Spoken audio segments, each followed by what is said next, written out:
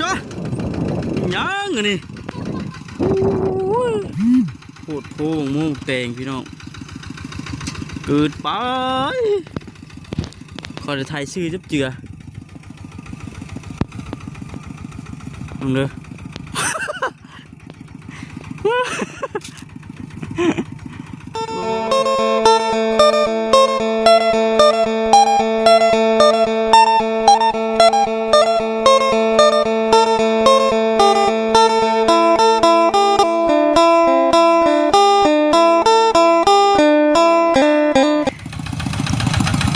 แบบพี่น้องเป็นว่าประคำไทยในนั่นแล้วฉันก็เลยมาลงมือเองเลยนะว่าอะไรก็ได้เบิ้งอยากลองมือกันนะเป็นยังไงวะฉันรสชาติของการจับรถไทยบอกคำย่านนิดนึงเด็ด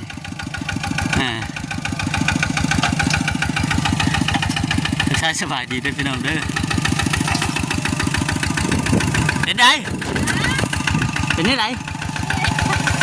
ก็จับกันนี่เมื่อยเลยนี่เลยบอกแต่มัวถ่ายนั่นแหละแท้ไปฉันอ๋อตัวคักดีพี่น้องได้เมียได้ถ่ายหน้าเป็นเลยนี่โอ้สุดยอดดีถ่ายหน้านี่เนาะไปเฮี้ยนไม่ใช่ป่ะคือขดปั่นงูร้อยแท้นี่แต่พี่คอยคือไทยซื้อตรงจิ๊บเจืออยู่ฮะ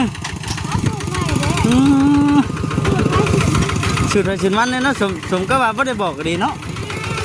เช่นบอกในชิบูเบียแบบนี้ดอกเบิ้ง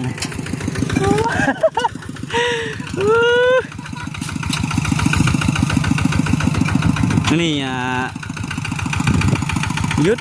ไถนา2 มื้อเดี๋ยวพี่น้องสิอยู่ในประมาณ3 มื้ออื่นอีกมื้ออื่นก็แม่นทีแรกน่ะสั้นเด้อพี่น้องเด้อบ่มีบ่ได้ไม่ก็สั้นลงมาจ้ะยังไงนี่โคตรโพงมูกแตงพี่น้องเกิดไปขอจะถ่ายชื่อจับเจือมึงเด้อ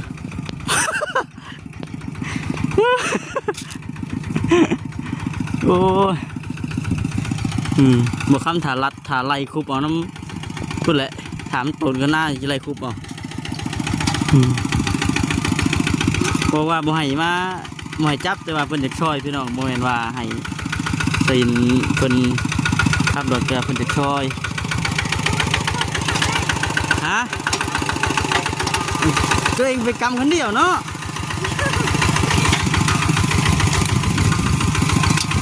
แปลงให้มันซื้อแปลงให้มันงามเฮ็ดได้นี่แหละมันงามเฮ็ดเอาเนี่ยได้อยากได้งามเลยแค่เนี่ยได้มักขี้ไล่ก็เฮ็ดให้มันขี้ไล่มักงามก็เฮ็ดให้มันงาม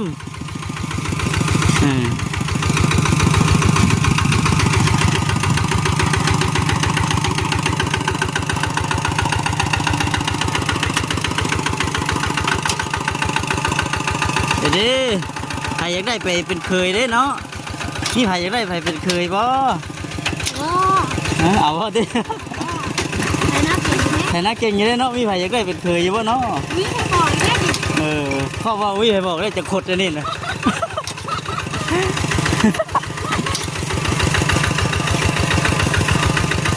แดดพี่น้องบ่าย2กำลังแดดจ้า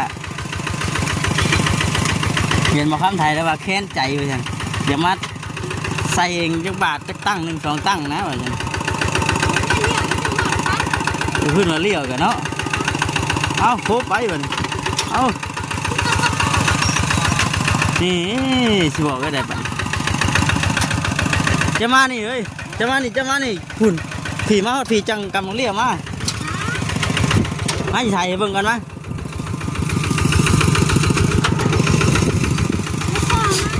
ไม่ชอบอีกจ้าเฮ็ดให้มันเล่ได้ให้เด้อบ่ชื่อกายาแล้วเจ้าของเฮ็ดในนั้นเฮ้ยก็ไทยชื่อจับเจืออยู่ได้นี่โอ้ยฮอดขนาดเลยบัดนั้น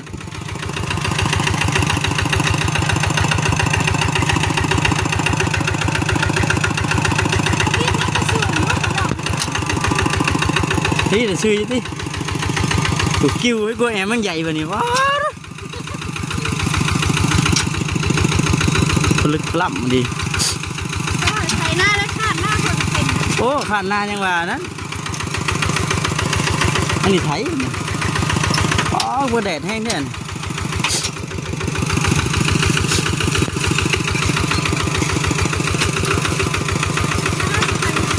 ไปก่อนตัดไปก่อนกำตีมาฮอดพี่ป้ามาฮอดพี่จะกำมันโอเคป้า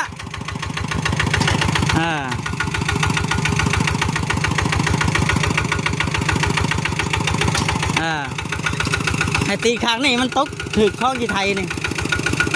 ให้ตีข้างตัวนั้นข้างมุดขวานะ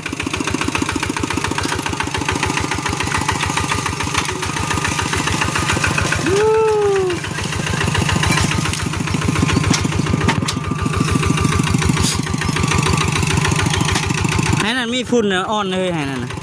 นี่นะมึงก็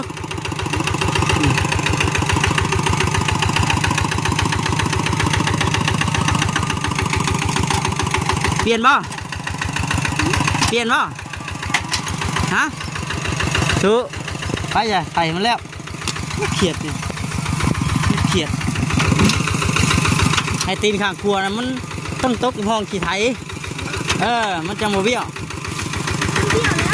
มันเบี้ยวเจ้าก็ไม่ต้องการมันให้ตัดซื้อไปเลยแล้วมันก็ซื้อเองมัน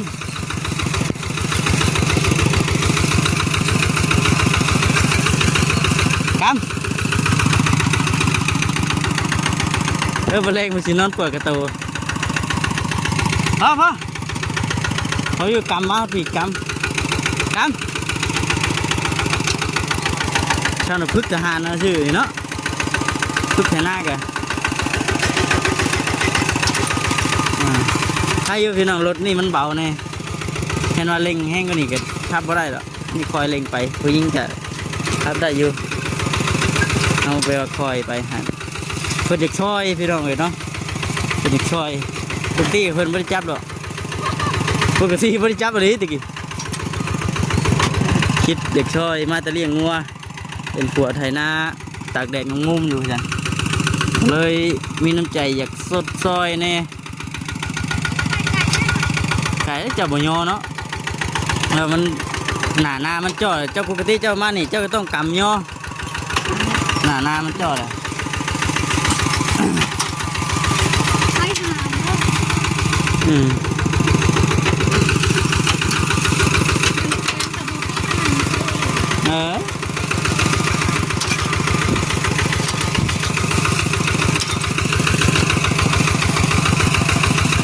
สิบดิ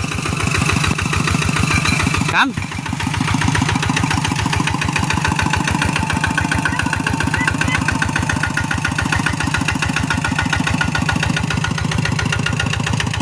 ป้าฮะ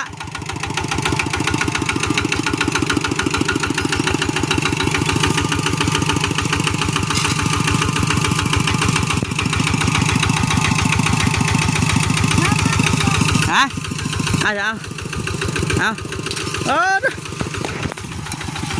เฮ้ยจับกล้องนะ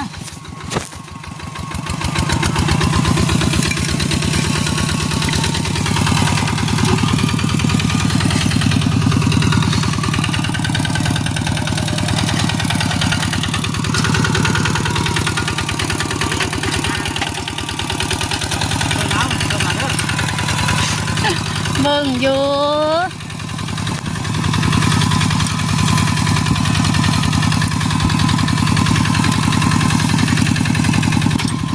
ม่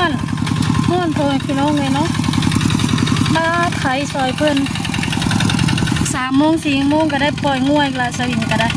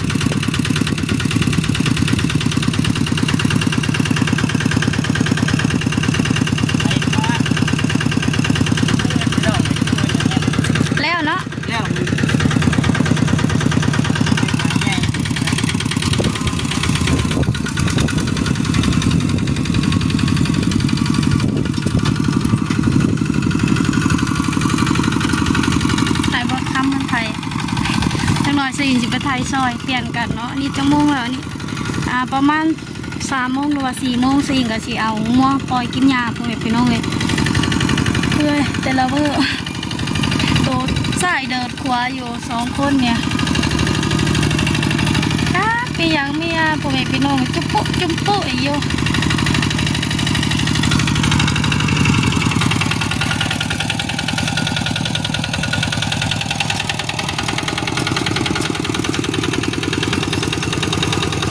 ก็ต้องเหยียบนี่เหยียบรถไถ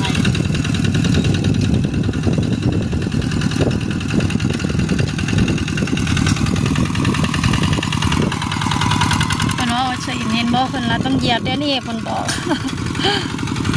อย่าแล้วเนาะผมสูตรไฟสูตรมันเนาะสูตรว่าตายโตได้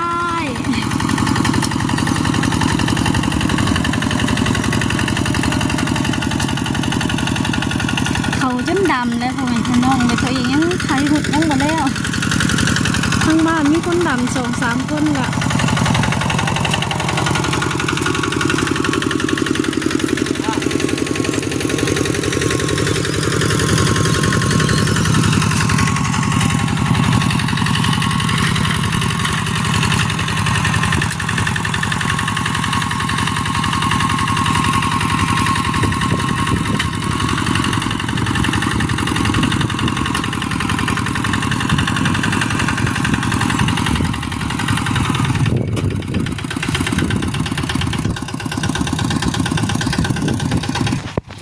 หลายควายมีกินพี่น้องเลยควายกินก้าเธอกากำลังขึ้นมาฉันนี่ปีนี้นะตก3 4 5 6นั่นเนาะ3 4 5 6 7 8 9 ตาพี่น้องเนาะปกติปีกายนี่ไงโอ้หลายกว่าปีนี้อยู่แต่ปีนี้เขาบริเฮ็ดหลายบริหลายทงเลยเฮ็ดแต่2 ทงจะคิดเป็นจากไหนนะพี่น้องจากไหนก็ฝากกดไลค์กดแชร์กดติดตามด้วยนะพี่น้องเด้อฝากเข้ามาเป็นกำลังใจให้เลย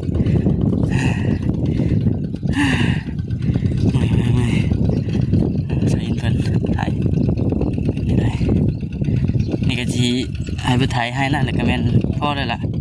อาชีพเพิ่นว่าสิไปปล่อยงัวเลี้ยงเดี๋ยวเขาสิถ่ายมื้อนี้นะพี่น้องเนาะ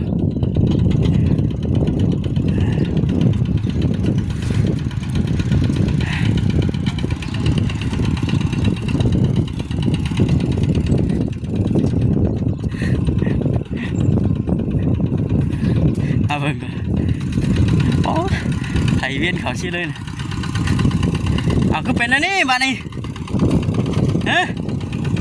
คือเป็นอันนี้บ้านนี้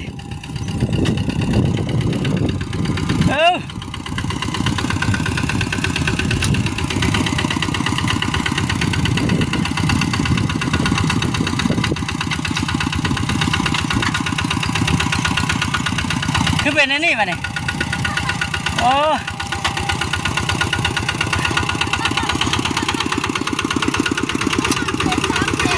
พอแล้วมันไม่ต้องกำเวียนเขาแค่เฉินมันนี่มันจะเป็นไปได้บ้านี่เจียวตะคองมันไปทางไหนบ้านี่เจียวตะคองมันไปทางไหนบ้านี่คลองน้ำน่ะเอ้าบ้านี่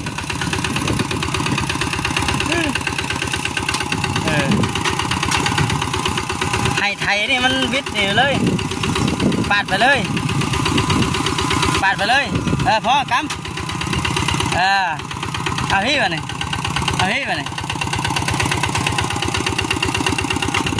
เขาที่จะกำ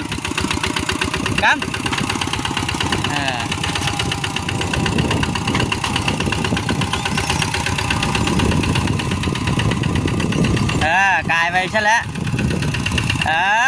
ไปนั่นแหละอย่าย่อกระยาเนี่ยมันปวดกระตูเดี๋ยวแรงนวดให้บ่แรงให้นวดให้บ่ปวดกระตูได้จับตัวไถกำสัตว์ขึ้นขนาดเลยเนาะ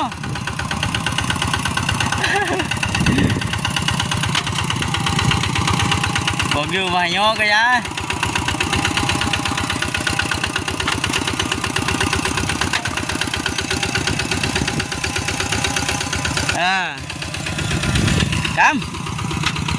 บ่ยอมก็ยังระวังเด้อจะเห็นโยปาดีเลยทีเลยโอ้ให้มันดีดเด้อกำโอเคพี่น้องคลิปนี้ก็คือสีจบคลิปก่อนเด้อพี่น้องเด้อจังไรก็จะดีมีให้กันทุกคนพี่น้องเนาะแต่สีไทยก็สบายดี